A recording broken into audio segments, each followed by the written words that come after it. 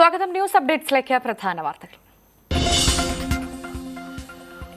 അയോധ്യയിൽ ആശയക്കുഴപ്പം തീരാതെ കോൺഗ്രസ്. ക്ഷേത്ര ഉദ്ഘാടനത്തിൽ പങ്കെടുക്കേണ്ടെന്ന കേരള ബംഗാൾ ഘടകങ്ങൾ. എതിർപ്പറിയിച്ച മമതയും നിതീഷും ലാലുവും പങ്കെടുക്കില്ലെന്ന ശിവസേന. കണ്ണീരോടെ തമിഴകം. വിജയകാന്തിന് അന്ത്യാഞ്ജലി അർപ്പിച്ച ആയിരങ്ങൾ. സംസ്കാരം നാളെ വൈകിട്ട് ചെന്നൈയിൽ.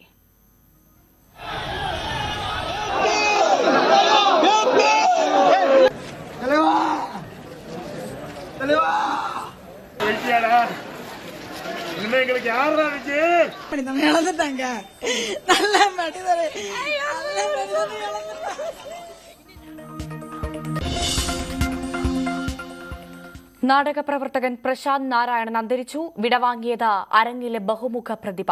അന്ത്യം തിരുവനന്തപുരത്ത്.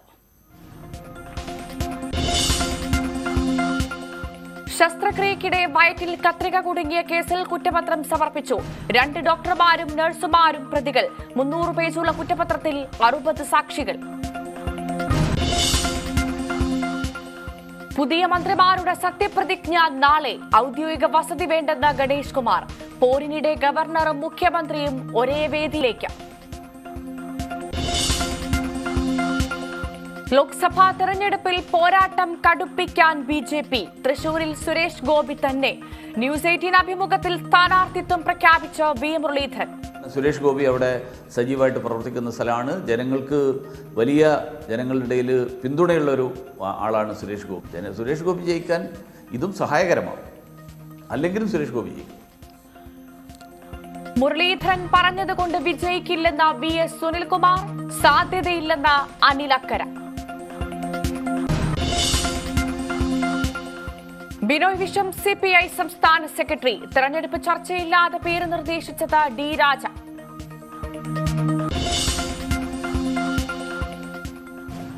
കുസാറ്റ് ദുരന്തത്തിന് കാരണം സംഘാടനത്തിലെ വീഴ്ച. രജിസ്ട്രാർക്കും പ്രിൻസിപ്പലിനും പിഴവെന്ന സിൻഡിക്കേറ്റ്. കഴിഞ്ഞ ലോക്സഭാ തെരഞ്ഞെടുപ്പിൽ ആകെ ഒരു സീറ്റ് മാത്രമാണ് കോൺഗ്രസിന് യു.പിയിൽ നേടാനായത്. ഒപ്പം തന്നെ മധ്യപ്രദേശിൽ ആകെ 2 സീറ്റുകൾക്ക് മാത്രമാണ് നേടാനായത്. രാജസ്ഥാനിലാകട്ടെ 1 സീറ്റ് മാത്രമാണ് നേടാനായിട്ടുള്ളത്.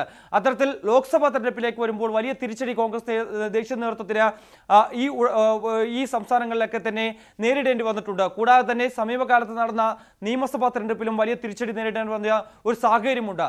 അതുകൊണ്ട് തന്നെ ഈ ഒരു ചടങ്ങിൽ പങ്കെടുക്കാതിരുന്നാൽ അത് വലിയ രീതിയിലുള്ള തിരിച്ചടി ഭാവിയിലുണ്ടാകും. വരാൻ പോകുന്ന ലോക്സഭാ തെരഞ്ഞെടുപ്പിലടക്കം അത് വലിയ രീതിയിൽ ചർച്ചാ വിഷയമാകും. അത് വലിയൊരു അബദ്ധമായി മാറാനുള്ള ഒരു സാഹചര്യം ഉണ്ടാകുമെന്നുള്ള കാര്യമാണ് പ്രധാനമായും ഈ സംസ്ഥാനങ്ങളിലെ നേതാക്കൾ മുന്നോട്ട് വെക്കുന്നത്. എന്തായാലും ഇക്കാര്യത്തിൽ ഒരു ഔദ്യോഗിക നിലപാട് അറിയിക്കാൻ ഇതുവരെയും കോൺഗ്രസ് അധ്യക്ഷനോ അല്ലെങ്കിൽ രാഹുൽ ഗാന്ധിക്കോ സോണിയാഗാന്ധിക്കോ അല്ലെങ്കിൽ മറ്റേതെങ്കിലും നേതാക്കൾക്കോ സാധിച്ചിട്ടില്ല എന്നുള്ളത് തന്നെയാണ് ഏറ്റവും ശ്രദ്ധേയമായ കാര്യം. എന്തായാലും ഇന്ത്യ സഖ്യത്തിൽ വലിയ രീതിയിലുള്ള എതിർപ്പ് നിലനിൽക്കുന്നുണ്ട്.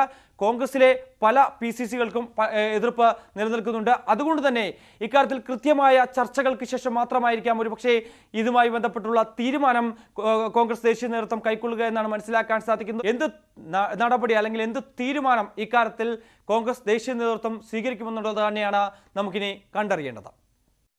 അയോധ്യ വിഷയത്തിൽ കോൺഗ്രസിലെ ആശയക്കുഴപ്പം ഏറ്റവും പ്രതിസന്ധിയിലാക്കുന്നത് കേരളത്തിലെ കോൺഗ്രസ് നേതൃത്വത്തെ തന്നെയാണ്. ചടങ്ങിൽ നിന്ന് വിട്ടുനിൽക്കണമെന്നാണ് കേരള നേതാക്കളുടെ പൊതു അഭിപ്രായമെങ്കിലും ദേശീയ നേതൃത്വം വ്യക്തത വരുത്താത്തതിനാൽ അഭിപ്രായം പറയാനാവുന്നില്ല.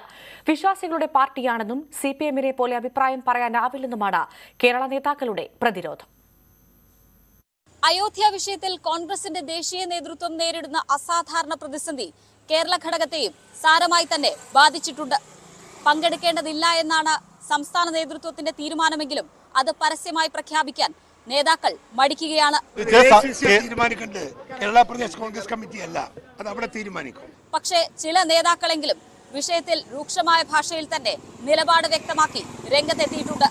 ഒരു കാരണവശാലും അതിൽ പങ്കെടുക്കരുതെന്നാണ് കേരളത്തിലെ പാർട്ടി നേതൃത്വത്തിന്റെ തീരുമാനം.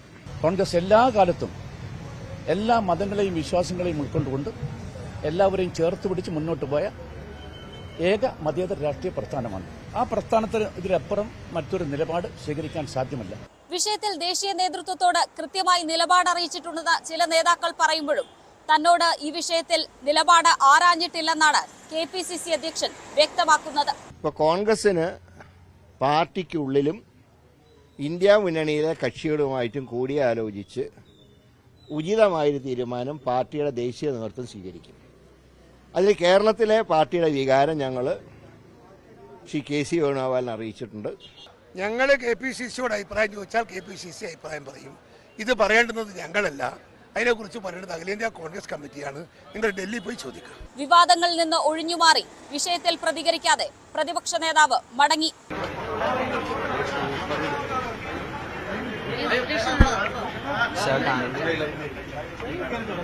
സമസ്തയടക്കമുള്ളവർ നിലപാട് കടുപ്പിച്ച് രംഗത്തെത്തുമ്പോൾ കോൺഗ്രസിന്റെ ന്യായീകരണം ഇങ്ങനെ. CPM മതവിശ്വാസമില്ല. അപ്പൊ CPM ഇഷ്ടമായിട്ട് എളുപ്പത്തെ ഒരു തീരുമാനം എടുക്കാം. കോൺഗ്രസിനകത്ത് CPM ഐഡിയോളജി അല്ല, BJPയുടെ ഐഡിയോളജിയും അല്ല. നമ്മൾ ഹിന്ദുത്വയെ ഒരു രാഷ്ട്രീയ ഡോക്ട്രിനായിട്ട് കാണുന്നു. അത് ഹിന്ദു മതത്തിനെ ബന്ധപ്പെട്ട ഒരു വിശ്വാസമല്ല ഹിന്ദുത്വം. അതുകൊണ്ട് ഞങ്ങൾ CPM അല്ല, ഞങ്ങൾ BJPയും അല്ല. ഞങ്ങൾക്ക് ഞങ്ങളുടെ സ്വന്തം തീരുമാനം എടുക്കാൻ നിങ്ങൾ സമയം തരും. ലോക്സഭാ തെരഞ്ഞെടുപ്പ് അടുത്തിരിക്കെ വിഷയത്തെ കരുതലോടെ കൈകാര്യം ചെയ്യാനാണ് സംസ്ഥാന നേതൃത്വത്തിന്റെ തീരുമാനം. ഐശ്വര്യ അനിൽ, ന്യൂസ് 18, തിരുവനന്തപുരം. രാമക്ഷേത്ര പ്രതിഷ്ഠാ ചടങ്ങിൽ CPI പങ്കെടുക്കില്ലെന്ന് CPI ദേശീയ ജനറൽ സെക്രട്ടറി D. രാജ. CPIയുടെ നിലപാട് വ്യക്തമാക്കണമെന്നും രാഷ്ട്രീയവും മതവും കൂട്ടിച്ചേർക്കേണ്ടതില്ല എന്നും D. രാജ പറഞ്ഞു. ഇതാണ് BJPയും RSSും ചെയ്യുന്നത്. മതവും രാഷ്ട്രീയവും കൂട്ടിക്കലർത്തുന്നത് ഭരണഘടനയ്ക്കെതിരാണ്. അവരാണ് രാഷ്ട്രീയം കളിക്കുന്നത്. മതാടിസ്ഥാനത്തിൽ ജനങ്ങളെ വേർതിരിക്കാൻ ശ്രമിക്കുന്നുവെന്നും D. രാജ തിരുവനന്തപുരത്ത് പ്രതികരിച്ചു. Our position is in tune with the Constitution of India. Our Constitution makes it very clear. Politics and religion should not be mixed. And citizens have their own right to follow any faith, pursue any faith, follow any religion. But the religion and politics should not be mixed. What BJP is trying to do, what RSS is trying to do, mix the parliament politics with religion.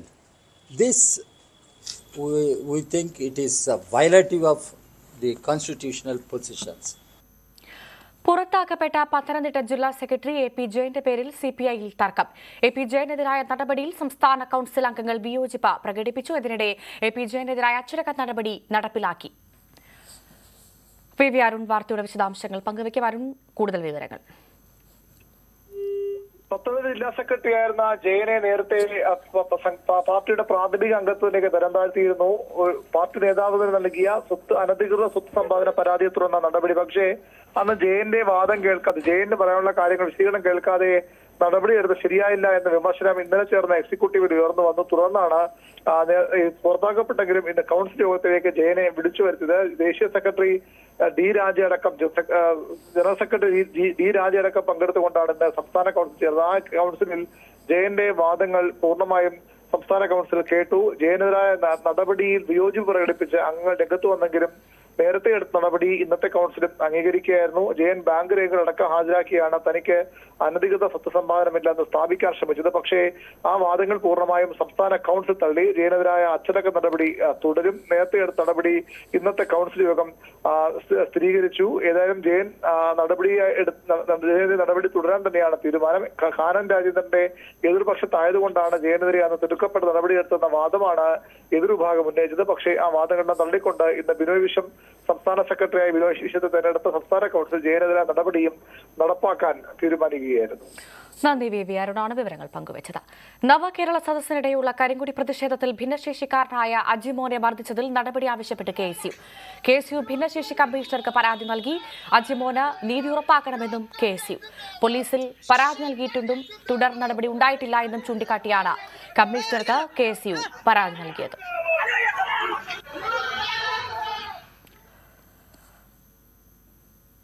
Kozhikode medical college ആശുപത്രിയിലെ പ്രസവ ശസ്ത്രക്രിയയ്ക്കിടെ യുവതിയുടെ വയറ്റിൽ കത്രിക കുടുങ്ങിയ സംഭവത്തിൽ police കുറ്റപത്രം സമർപ്പിച്ചു. കുന്നമംഗലം കോടതിയിലാണ് കുറ്റപത്രം സമർപ്പിച്ചത്. 2 ഡോക്ടർമാരും 2 നഴ്സുമാരും പ്രതികളായാണ് കേസിൽ കുറ്റപത്രം നൽകിയത്. 2017 നവംബർ 30 കോഴിക്കോട് മെഡിക്കൽ കോളേജ് ആശുപത്രിയിൽ നടന്ന പ്രസവ ശസ്ത്രക്രിയയ്ക്കിടെയാണ് പന്തീരങ്കാവ് സ്വദേശി KK ഹർഷനയുടെ വയറ്റിൽ കത്രിക കുടുങ്ങിയത്. നാടകപ്രവർത്തകൻ പ്രശാന്ത് നാരായണൻ അന്തരിച്ചു. 51 വയസ്സായിരുന്നു. ഛായാമുഖി, മഹാസാഗരം തുടങ്ങിയ പ്രശസ്ത നാടകങ്ങൾ അദ്ദേഹം അരങ്ങിലെത്തിച്ചിരുന്നു. അവശനായതിനെ തുടർന്ന് രാവിലെ തിരുവനന്തപുരം ജനറൽ ആശുപത്രിയിൽ എത്തിച്ചുവെങ്കിലും ജീവൻ രക്ഷിക്കാനായില്ല.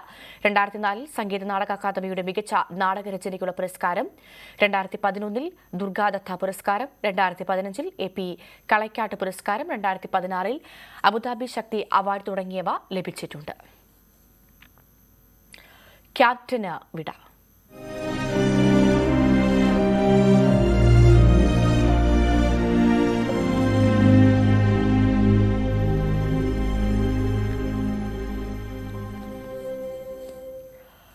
തമിഴകത്തെ സൂപ്പർ താരവും DMK നേതാവുമായ വിജയകാന്ത് അന്തരിച്ചു. 71 വയസ്സായിരുന്നു. ശ്വാസതടസ്സം അടക്കമുള്ള അസുഖങ്ങളെ തുടർന്ന് 2 ആഴ്ചയായി ആശുപത്രിയിൽ ചികിത്സയിലായിരുന്നു അദ്ദേഹം.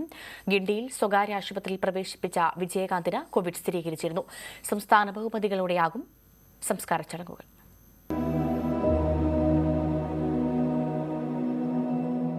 തമിഴകത്തിന്റെ ക്യാപ്റ്റൻ വിടവാങ്ങി. 80കളിലും 90കളിലും തമിഴകത്തിന് ത്രസിപ്പിക്കുന്ന സൂപ്പർ ഹിറ്റുകൾ സമ്മാനിച്ച വിജയകാന്ത്. പ്രിയ നായകന്റെ വിയോഗം ഉൾക്കൊള്ളാനാകുന്നില്ല തമിഴകത്തിന്.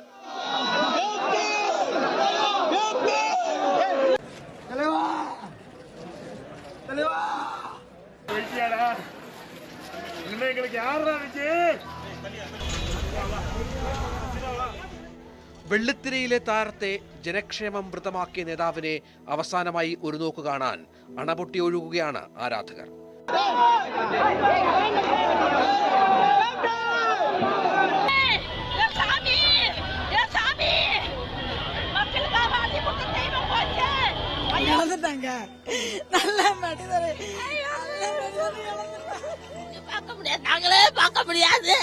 இனி நாங்களே பார்க்க முடியாது. எங்களை பிடிச்சு போச்சு.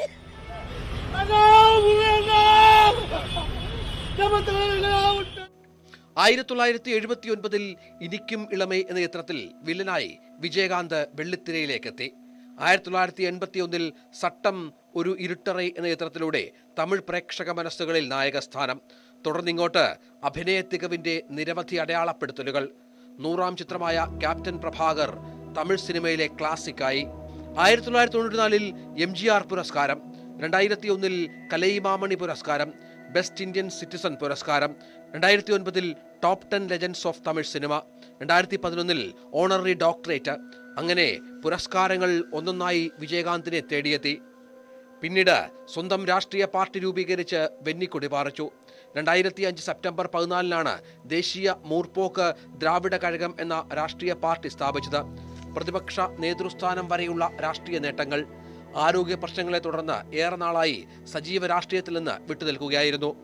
അരങ്ങൊഴിഞ്ഞത് വെള്ളിത്തിരയിലെ ഇതിഹാസമെന്ന് പ്രധാനമന്ത്രി കുറിച്ചു. പ്രിയ സുഹൃത്തിനാണ് നഷ്ടമായതെന്ന് മുഖ്യമന്ത്രി MK സ്റ്റാലിനും അനുസ്മരിച്ചു. വിങ്ങിപ്പൊട്ടുന്ന ആരാധക മനസ്സുകളിൽ നല്ല ഓർമ്മകൾ ബാക്കിയാക്കി വിജയകാന്ത് മടങ്ങുകയാണ്.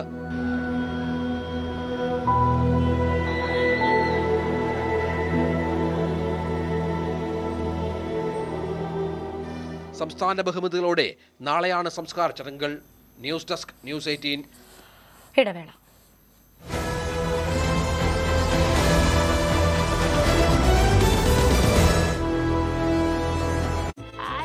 അദ്ദേഹം ഉണ്ടാക്കി